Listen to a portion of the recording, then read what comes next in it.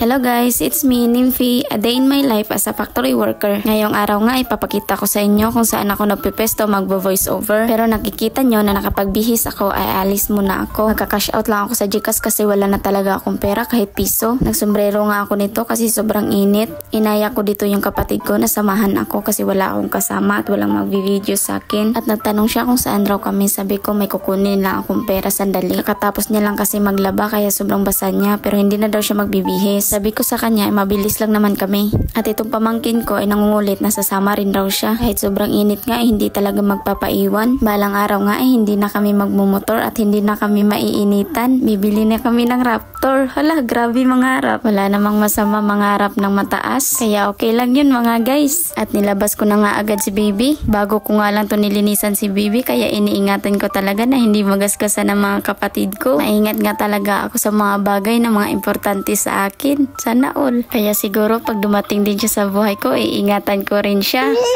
At umalis na nga kami agad nito. One way lang tundaan sa amin kaya medyo masiki. Pero kasya naman kung hindi ka lang haharang. Sabi ko nga sa kapatid ko nasa palengke lang kami magpapa-cash out. Dumating na nga agad kami sa palengke. Ang hinanap namin pa-cash outan ay yung may piso wifi kasi wala akong load. Kaya ko nga rin sinama tong kapatid ko kasi hindi ko alam kung paano mag-operate dito sa cellphone at sa piso wifi. Sabi niya naman ay i-open lang ang wifi at i-connect lang bago ihulog ang piso. Pero sinama ko pa rin talaga siya para hindi na rin ako magpabalik-balik. At pauwi na nga kami nito at may nakita kaming iba pang pa-cash outan. Sabi ko sa kanya buti pa doon na lang tayo sa kabila kasi mababa lang yung piso wifi. Sa pinagkunan kasi ng pera, ang piso wifi ay sobrang taas. Halos hindi niya maihulog ang piso. Kaya tumawa na lang talaga kaming dalawa. Sabi ko sa kanya isa susunod doon na lang ako magpapa-cash out. At okay lang din na hindi na siya sasama kasi tinuruan niya naman ako kung paano gawin. Ito yung palengke sa amin mga guys kaya itutur ko kayo. Kahit sobrang init yan ay okay lang. Mahal ko naman kayo. Medyo marami na ngang building dito sa amin. Hindi kagaya dati na konti lang. Naalala ko din dito mga guys ay nagtitinda rin ako ng balot dati. Pag uwi nga namin ay pinagpawisan talaga ako ng sobra kaya tinanggal ko na agad yung sombrero ko. Ipapakita ko na nga sa inyo mga guys kung saan ako nagvo-voice over at yung mga position ko. Nagvo-voice over nga ako dito ay natatawa na ako kasi naiinis ako kapag nagkakamali. Napapakamo tuloy ako sa ulo ko mga guys. Tumawa na nga rin kayo para may kasama ako. Kahit ano na lang talaga yung position ko mga guys para lang maayos yung pag-voice over ko at komportable ako. Hindi nga talaga na iba ang pesto ko simula pa nung una akong nag-vlog. Sobrang inis ko nga guys ay lumabas na ako kasi nagugutom na rin ako. At nakita ko tong bunsong kapatid namin na nagluluto. Sungit nga niya kapag may kamera. Tinignan ko nga kung ano yung niluluto niya. Nagluto pala siya ng adobong talong. Kagutom tuloy at pumunta na nga ako sa kusina para magkuha na ng pinggan. Sobrang init nga ngayon, bumabawi talaga sa araw na lagi na lang ulan. Kapag talaga nakabilad ka sa araw ay nasisira yung mukha mo. Uy, grabe naman Sel.